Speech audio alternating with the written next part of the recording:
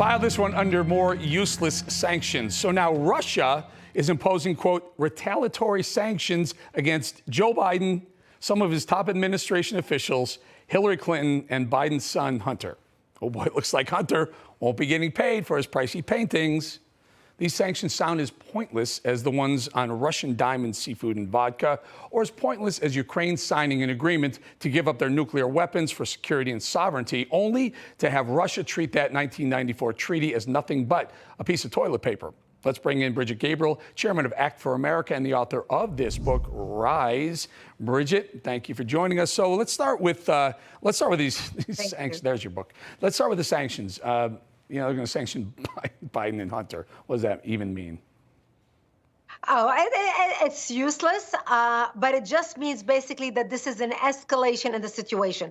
They don't mean anything. Obviously, Hillary Clinton is not going on vacation, taking her summer vacation in Russia. Obviously, Hunter Biden and Joe Biden are not opening McDonald's franchises in Russia. But what this means is an escalation in the relationship. Putin is trying to notch it out. Basically, he says, okay, you're going to put sanctions on me. I'm going to put sanctions on you, too.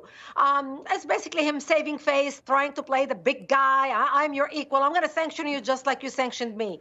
But what this also means is the situation is deteriorating between the two countries. It's just another step going in the wrong direction. And we cannot afford to go in the wrong direction anymore right now. We know that our military is not ready to go to war with Russia. We know that we have a president who is incapable of thinking for himself. We know that our vice president cannot coherently say a sentence on the world stage about the situation.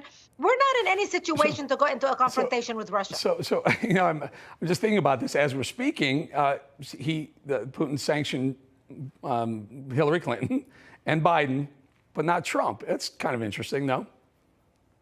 Yes, it is interesting. And you know what? Look, for all this talk about how Trump and Biden were working, Trump and Putin were working together, and Trump was supposedly his buddy.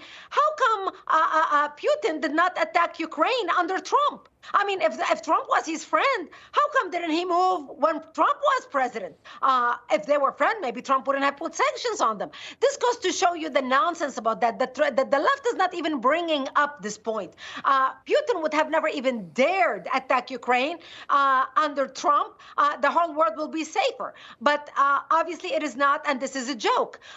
But what the world is learning out of this whole theater right now is basically, if you have nuclear weapons, do not give them up and do not trust neither the United States or the UK when they give you assurances. And this is the one lesson the world is learning out of the Budapest Agreement, where basically the United States and the UK assured the Ukraine, you just give up your nuclear weapons. You don't have to worry about anything. Not only Putin will not attack you, but even if he did anything like that, we're going to come to your aid. And what the world is watching right now is you cannot trust the United States, you cannot trust the UK, and you better hold on to your nuclear weapons if you have any. And if you don't, you might be Iran trying to get them, and that means that's going to put even more pressure on that, whoever's negotiating that deal. I'm going to tell you something. Iran's probably seeing this going, you know what? I'm not cutting a deal with you. This deal we cut, we're going to still enrich our uranium to the point where it's weapons grade. Am I right?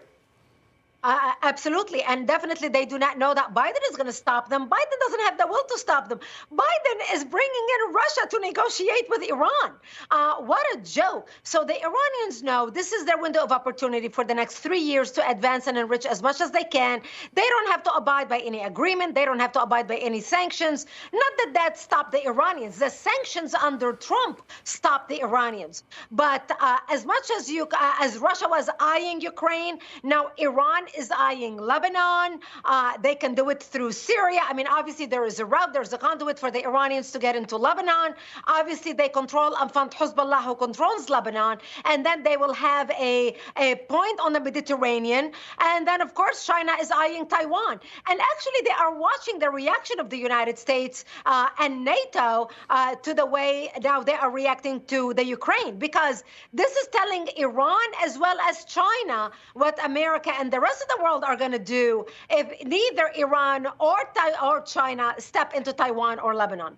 Incredible, incredible, Brigitte. You know, we're looking at a world where, you know, maybe 2 or 3 years, maybe even sooner, there could be a nuclear Iran, a Putin that's willing to threaten to use nukes around the world, a crazy rocket man in North Korea, and China financing this whole mess. China financing, it's getting scary. Brigitte Gabriel, thank you for joining us. Glad to be with you. All right, always good having Brigitte on.